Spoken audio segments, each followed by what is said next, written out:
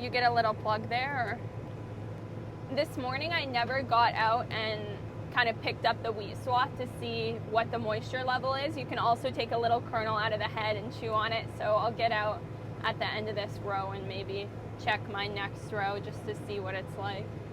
Or maybe once Chris passes here, I'll also just check how good it's picking. You really can't understand if it's getting all the kernels unless you get out, physically look at it. Because a lot of these combines, especially on our farm, other farms have it a little bit more technologically advanced, but we don't calibrate any of our stuff. So even if I'm saying it's 17 bushels an acre, it might not be, because in order to know that for a fact, you have to fill up a combine, dump it in the grain cart, then dump it in the truck, go get it weighed, and see how many bushels that is for what one combine load was. I haven't been getting much grunting or anything so far. So stay tuned for the 2025 wheat harvest. I'm going to try and get these videos out a little bit more in time, but I appreciate your patience and your willingness to kind of watch harvest content year round. I study full-time at university, actually in upstate New York, so it's a little bit of a ways from Montana, and I'm not always able to get back, and generally seeding is right when classes are starting, so I'm not here for all of the operations on the farm, but I'm just trying to showcase what I am here for and what I'm able to be a part of. And I think that's kind of a key part of family farms, is sometimes, you know, the kids off at college, so they can only come back and help for harvest, or I'd like to be here for every piece of it. I love it a lot, but that's not always possible. Maybe I can have my dad give some more farm updates throughout the year, or seeding. But I'm going into my final year at university. I'm doing a double major in international agriculture and communication, and then I'm also minoring in sustainable agriculture and food systems, and also public policy. So a lot of different things that I've really been enjoying, and I love learning how there's so many different factors that participate to the ag industry and are so important for us producers to be able to maintain our livelihoods for the coming generation. So I'm excited to share that with you moving forward, even if, you know, a lot of the content is harvest focused. So again, I really appreciate your support there and watching it. Chris is intensely looking at the back of my combine. It's kind of cool watching all the dust on the harvest operations, because here we don't leave our straw down to bale, we just chop it up into fine pieces. So that's a lot of the dust flying out of the back, is all the chaff and leftover pieces that aren't in that kernel of wheat or in the head that we want eventually just to get. I think Jody wants to unload me with the grain cart, but I'm really not full at all. I guess I'll just unload so that I'm empty going up, because I will be on an inside row, meaning there's swaths on the outside or on either side of the combine. So I wouldn't be able to dump going up, but I will be able to dump going down again. So that's about 1.5. So yeah, I'll get empty. The sky's pretty dark right now. I don't know how long we'll get out of today, but sometimes the rains have just been coming down on one field. It's very spotty, so it's not like we're all rained out. We'll have to drive around and see what's dry enough. I think I'll stop the combine and get out and look now. So I'll just I'll let my header clean out a little bit. Shut the back, front, idle it down. I just want to check how I'm cutting here. So this is all the chaff that it leaves. And this is the final wheat kernel head. So that's how it should look. And it's fully sucking the thing off. All these little pieces are just the coverings. Every once in a while there's a little wheat kernel, but I don't know, it looks pretty good to me. I also just want to walk around the front and see how wet it is, just visually. Yeah. Let's try a wheat kernel here.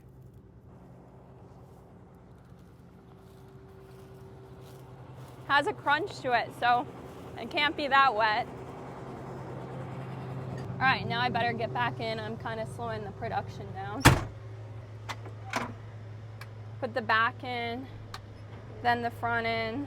rabbit speed, header down, and we'll go again. I think this is dry enough to cut. It might be 16% moisture, but I'm not the best at knowing just from biting on the kernel. I just know it's going through the combine okay, and it's even a bit drier than I was expecting this morning.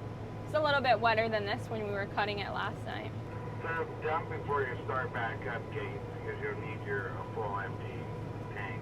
Now I just finished my row, so I'm gonna road over to my next up pass, which should be this one here.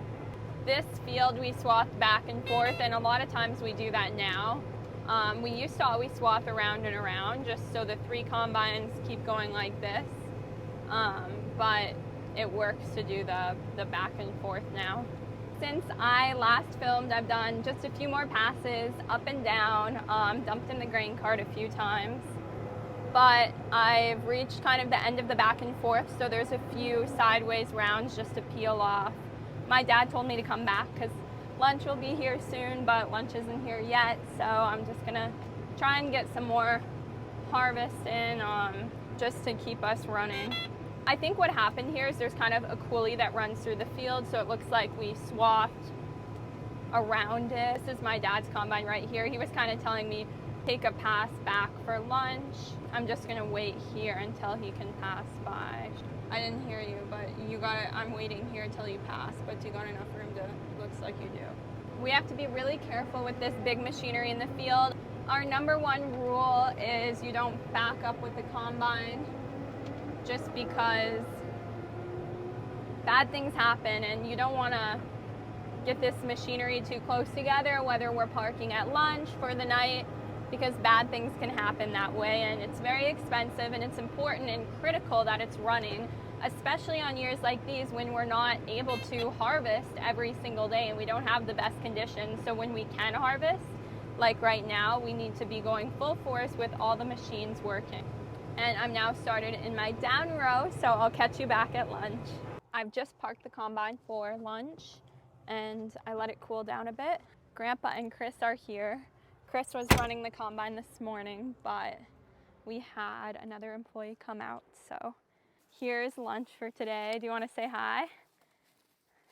We've got our grain cart driver, Jody, Darcy, of course, the star of all the harvest years, with your truck here making shade, so thank you.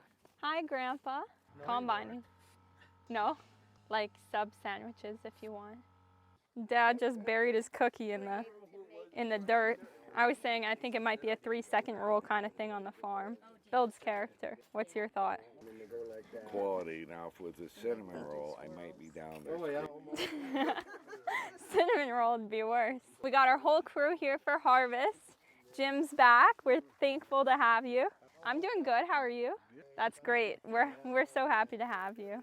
We got Julio too, driving truck.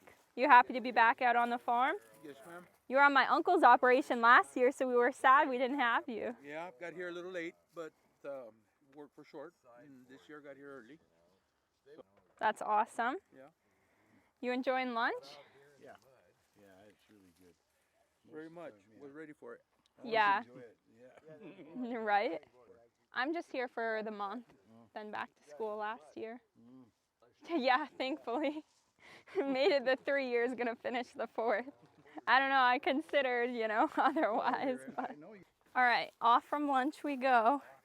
I'm gonna wipe down my window and then we're gonna get started again. Just give me some glass cleaner so I can do this.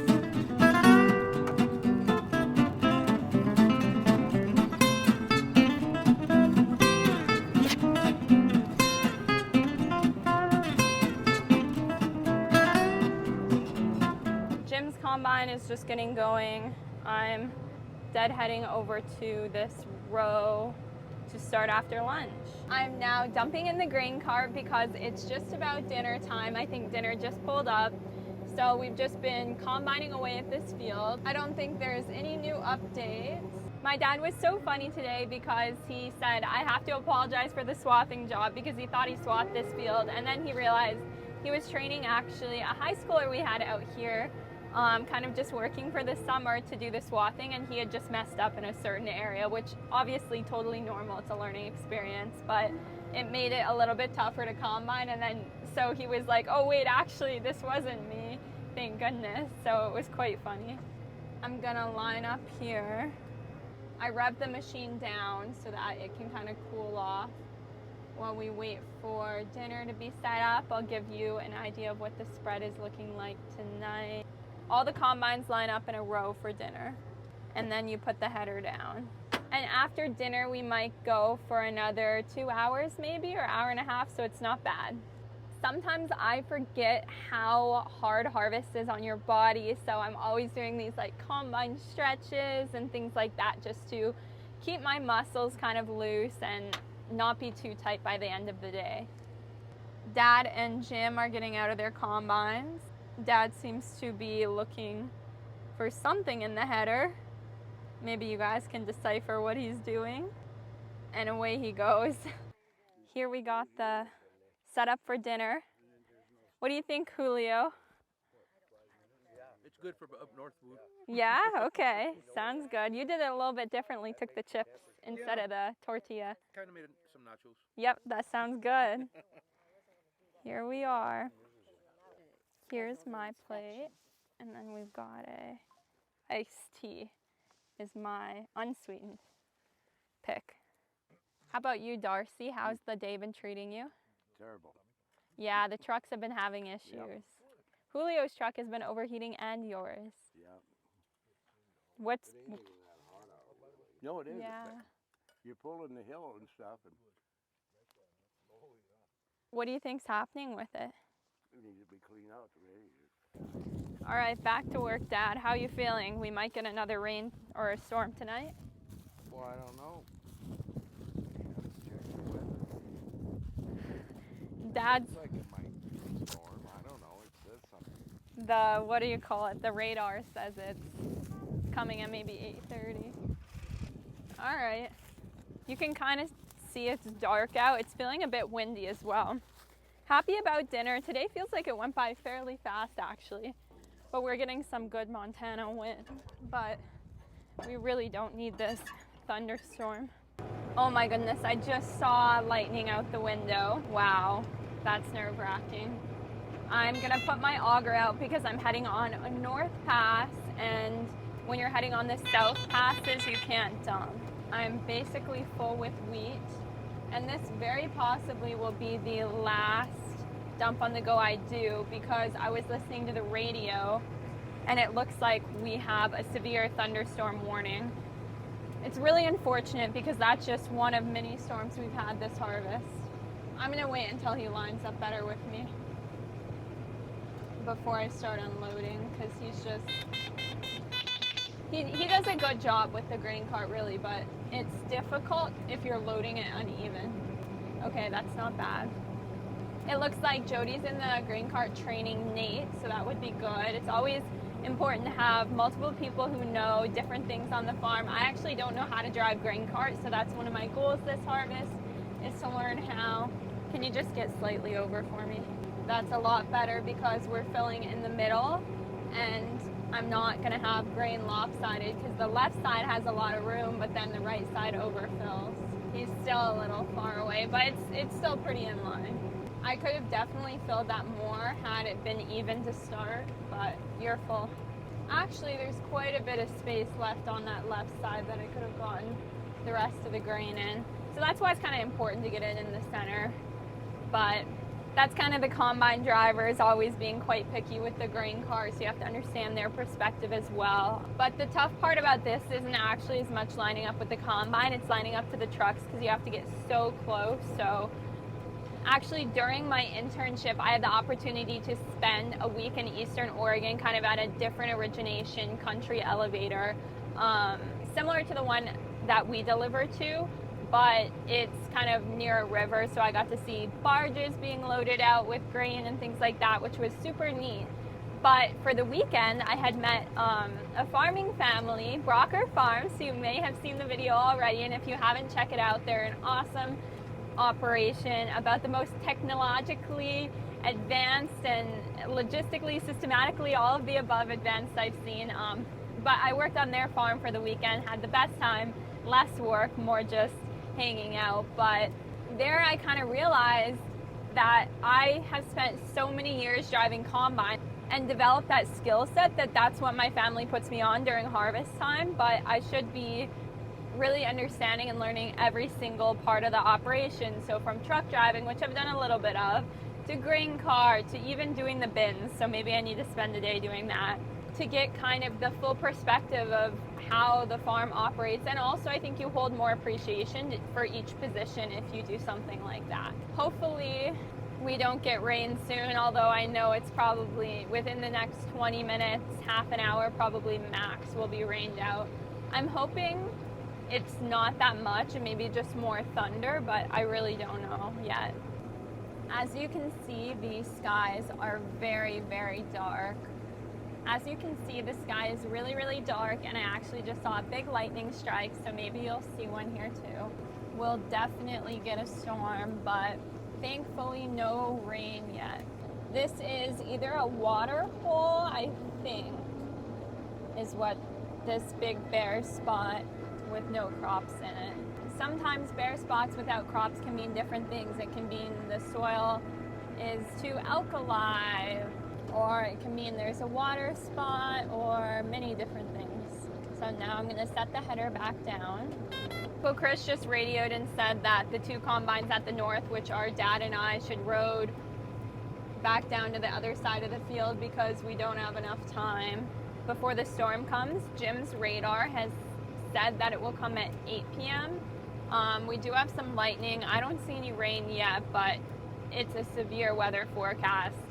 It's already hit kind of the city just south of us, so it's definitely coming our way, and it's smart that Uncle Chris suggested that we should road back because we're not going to park them where we did at lunch and where we left them last night. We're going to actually take them to our summer fallow field. A summer fallow field is basically a field that we're giving a year's rest to because we grew crops on it the year before. In Montana, we don't have enough rainfall to be able to grow crops consecutively. Oh my goodness, that was a big lightning strike. Wow. I wish I caught that on camera. It's difficult, right? Because you don't always. It's just wild. We had some spotting rains and thunderstorms last year too. I wasn't here the full duration of harvest because it just didn't line up with when I had to go back to school. But this year, we started a few weeks early, so I probably will get finished with it, most likely, as long as we can keep going and have something to harvest before I have to go back. But actually, the thunderstorm warning on the radio said that we might get quarter-sized hail, so that would just be disastrous. Thank goodness I brought a sweatshirt. I don't know if you've seen my DeBrooker Charolais video, but they're neighbors of ours, and this, I swear, has been my favorite sweatshirt ever that they gave me from the bull sale. So I've just been wearing it a lot. Might need it today. We're all lining up to dump in the grain cart who's dumping in the truck. I'll probably just idle the machine down while I wait so I'm not wasting power. Here we're all lined up. The window got a little dirty, even though I washed it at lunch, but that's just kind of how it goes in harvest. Dad's kind of moving up in preparation. I can tell this is Dad's combine because he doesn't have the grain tank extender. Jim's combine has the grain tank extender. And then Trevor soon will be driving Jim's combine, which is actually, I think, the combine Trevor first learned on, so that's his favorite. I wish we could keep harvesting. We would quit around this time anyway, maybe a little bit longer. We usually go till dark. Oh goodness, the button scared me, but it's just my unloading auger out warning. I have this big combine book here. As you can see, it's not in the best shape, but I was trying to go through it. It teaches you a little bit about this dashboard. My moisture sensor reader doesn't work. But it's actually kind of interesting. It's just a manual. It's probably good for me to look at some of these pictures too, just to get a better understanding of the inner workings of the combine. I understand it kind of conceptually, but I couldn't like fix anything in it, for example. Or, I mean, I have a very basic understanding of how the combine works compared to my dad or some other people or even my uncle on our operation. Hopefully all these combines will fill Darcy and we don't need more. But I suppose somebody else could drive the tandem back. The tandem's just like the little small truck we have over there. Now I'm going to rev it up because you have to be in high speed in order to unload. I'm going to line up here with the grain cart.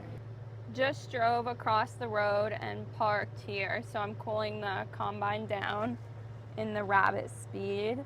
As you can see, there's lots of little rain droplets on the window. It's not raining too hard yet, but I did see some nasty lightning in this direction. So I think we may have caught it just in time.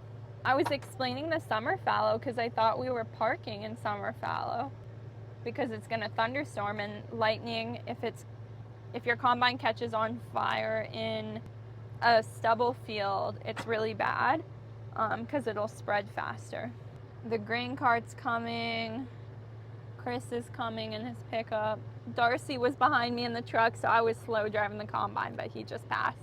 And you really can't pull into your neighbor's field because compaction makes the wheat not grow as well, so it's really not a polite thing to do. Here's a little kind of tour. I have my hydrostat here, my like back of the combine, so you've got all your threshing mechanisms, and then that turns that on, and then this turns the header on. Got just a T here. Middle rabbit speed we never use. Here in our system we have winter wheat. If anyone knows how to use this properly, it's a 9870 STS. Comment down below. Or any former John Deere people. It'd be super helpful to figure out how to link the John Deere app. Oh my goodness. More lightning. I'm gonna go ahead and shut this thing off. I have 2 KatesAg totes with me. Don't mind the little mess going on. I took over the combine a little later because I wasn't running it all harvest, so I haven't cleaned it out yet. I also have the lunchbox a lovely subscriber had sent to me before, so a huge thank you. This was a few years ago, and we are off. Oh, yeah, I thought you were saying something about the combine. My parking job was kind of bad. Yeah, you're back a little bit. Not too bad. No, I'm not straight, but then this one's not straight. Dad's pretty straight. My dad does this thing where he uses his windshield wipers at the very last second when you can't see anymore.